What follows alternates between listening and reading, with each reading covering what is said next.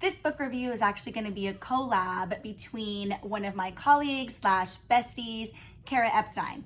We both read The Nickel Boys by Colson Whitehead. This is a fabulous novel that everybody should read. It's so important and educational and also just a great story. He wrote The Underground Railroad as well as some other pieces, but he actually got the Pulitzer Prize twice for those two novels, and all I can say is well deserved. So Kara Epstein is going to say hello and take us through a summary about what the novel is about. Well, hello. So today we are talking about The Nickel Boys by Colson Whitehead. And this novel is absolutely fantastic. I am so happy that I read this. And I think you will be too if you choose this novel as your next read. It is honestly, I think, probably the most important novel that I've read so far of this summer. And so I'm really excited to talk about it today. I'm going to give you guys a brief summary of the novel.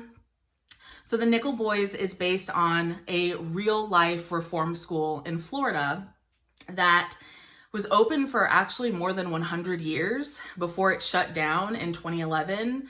And we are finding out about all of these horrible injustices and horrific, honest to God, horrific events that happened at this school.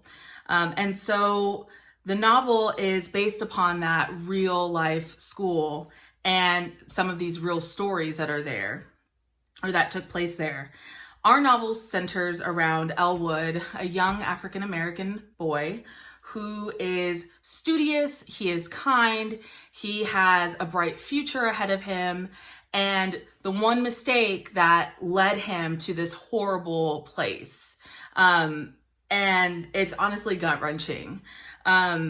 And so we are taken along for this journey with Elwood and his experience at Nickel, and we are exposed to all of these horrific events that happen, but also the bonds that he forms with the other Nickel Boys.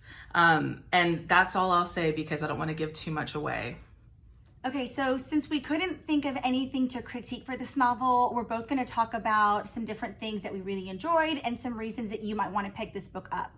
So the first reason that I really liked this book was just the experience itself.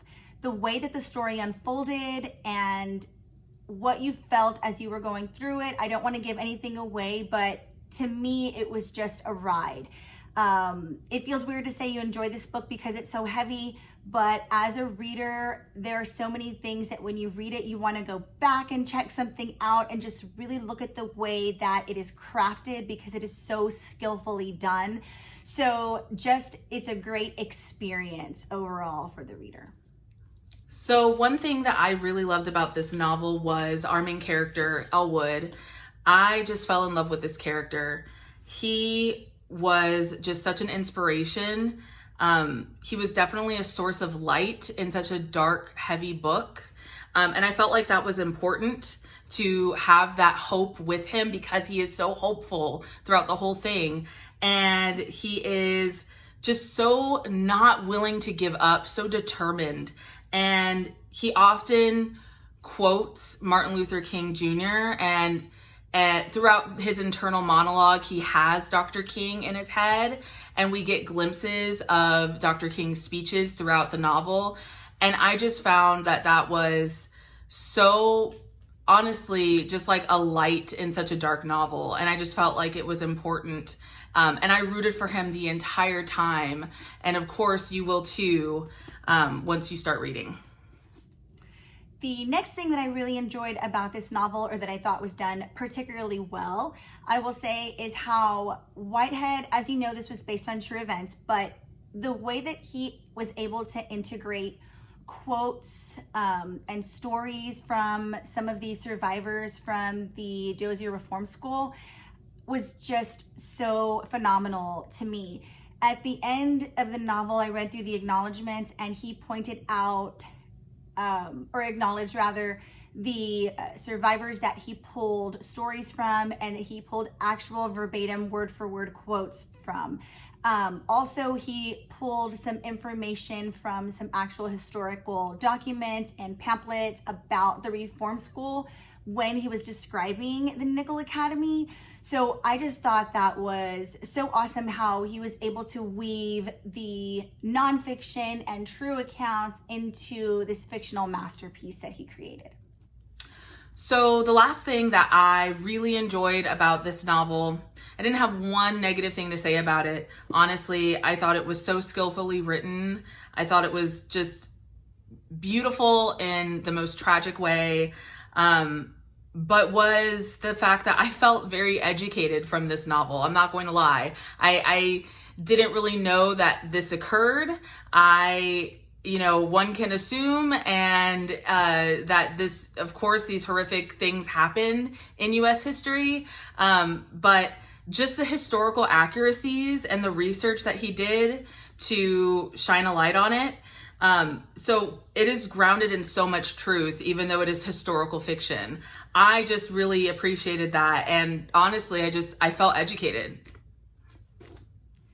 Okay, so we've both mentioned that everyone should read this book, and it's so important for you to read and experience this novel. However, I do need to mention some triggers. There is, of course, mature content in the way of the events that happen in the book. They will mention sexual abuse, physical abuse, and some of it, when you think about it, is quite graphic. However, Colson does a really good job of implying the events and letting you know what happened without being very detailed and gory and graphic.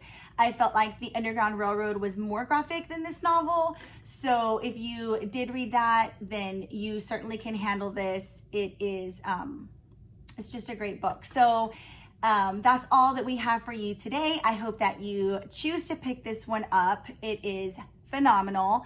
But if not, then I hope that you choose something to read and that you're enjoying yourself. So thanks for watching.